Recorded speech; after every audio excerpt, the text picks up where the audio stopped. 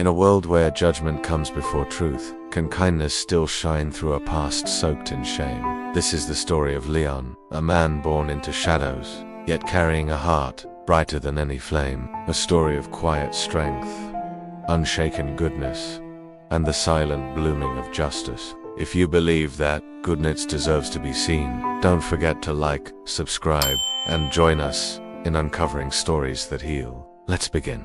In a quiet valley where mountains kiss the sky, there lived a man named Leon, born to a nameless past. Raised in an unknown time, he grew up carrying the weight of a forgotten history. People called him the unwanted, the cursed, for his parents had once brought shame upon the village. Long ago, they whispered, Leon's parents had stolen from the Baron, betrayed a friend, or perhaps spoken a forbidden word against the king. Whatever their sin, they paid the ultimate price. They were banished, leaving Leon behind. And so, the villagers carried out their punishment upon the innocent children, branding them with the sins of their parents. No matter how hard Leon worked, no matter how kind his actions, his efforts were dismissed, his heart misunderstood. He was the unwanted guest who stayed too long, the extra blanket on the bed, the unnecessary word. But a person can only be an inconvenience for so long before being recognized as an asset. That's what Leon hoped for, and he tried his best to be useful. He chopped wood and carried water, fixed fences and mended shoes, cleaned stables and tended gardens. Whatever needed doing, he did it willingly, hoping his usefulness would erase the prejudice. But instead, he only received more scorn. Every good deed he offered was met with suspicion. The old woman whose grandchild he'd rescued from a well claimed he'd done it to drown the child. The farmer whose crops he'd protected from marauders said he'd led the attack. The baker whose shop he'd helped rebuild after the storm insisted he'd started the fire. Even when the villagers went about spreading these lies, Leon only shook his head and walked away. And yet, others, those born into noble names, were praised even when they did nothing at all. The Baron's son, Cedric, was celebrated for hunting rabbits, even though the chase had ruined a farmer's field. The Lord's daughter, Elara, was applauded for picking flowers, although she'd trampled a child's kite in the process. While Leon picked up the pieces, mended the kite, and returned it to the delighted child, wondering, is goodness wasted when no one sees it? But deep inside, a quiet voice would answer. Kindness is not for approval. It's a seed. And all seeds bloom in time. So Leon kept walking. He mended roofs during storms, caressed animals in secret, fed the hungry without asking names, comforted the dying without charging fees. He wasn't praised, but he didn't care. As long as he saw the grateful tears in the eyes of those he helped, he knew his purpose. Years passed. Seasons turned. Spring chased summer, which painted the mountainsides in gold, before winter's icy breath could turn them white again. Throughout it all, Leon continued helping everyone, never expecting thanks, never demanding recognition. Then one night, disaster struck. A fire swept through the village. People screamed as flames devoured homes, shops, and barns. Panic seized hearts. Everyone ran for the hills, except for Leon.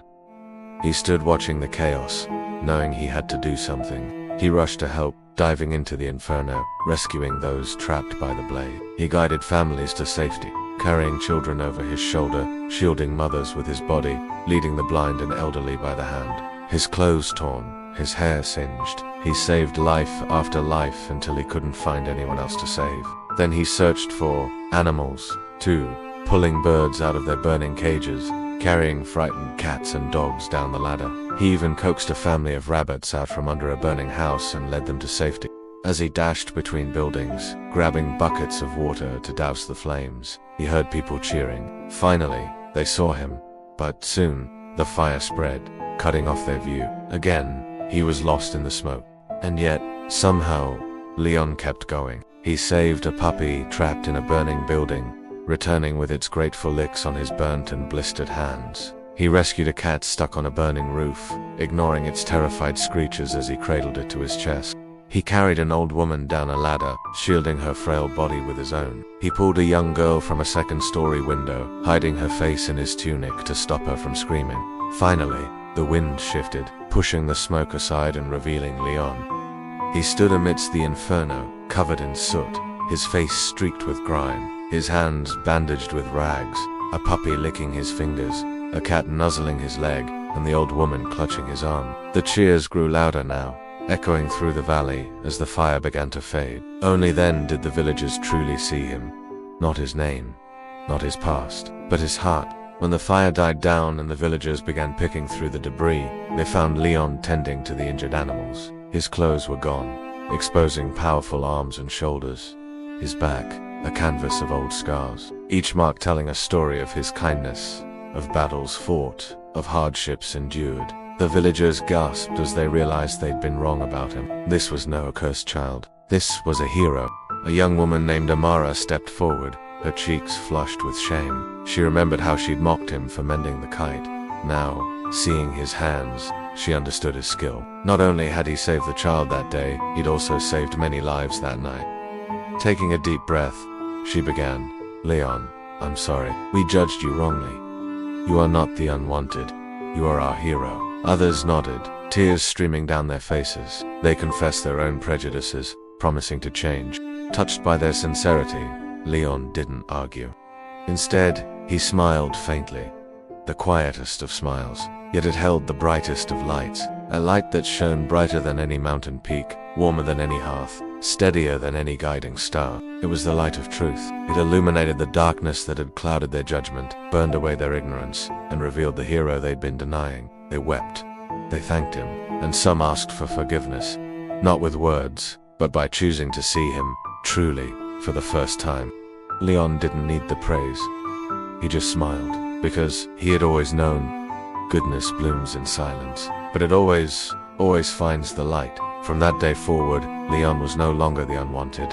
He was their protector, their savior, their friend. The villagers rebuilt their homes, stronger and more beautiful than before. And in the center of town, they erected a statue of Leon, sculpted with features worn by time, yet eyes that shone with everlasting kindness. Beneath it, they carved the words, "For in the depths of despair, he found us." As for Leon, he continued helping everyone. Now, people sought him out, not because they needed anything fixed, but because they wanted to be near him, to learn from him, to grow with him.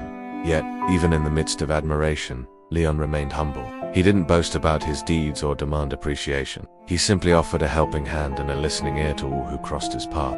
And whenever someone asked him why, he would just smile mysteriously and say, "Because deep inside, we all know, deep inside, we all know." And his eyes twinkled like stars, hinting at a wisdom that transcended understanding, a strength that defied definition, a love that knew no bounds. For Leon understood something the villagers were only beginning to grasp. True goodness doesn't seek approval. It doesn't crave recognition. It just exists, a quiet force that echoes through the ages, proving that even in the darkest times, hope persists, faith endures, and love conquers all. If this story stirred something deep within your soul, let your heart linger a little longer. Subscribe, and stay with us for more tales where even the quietest light finds its way through the darkest night.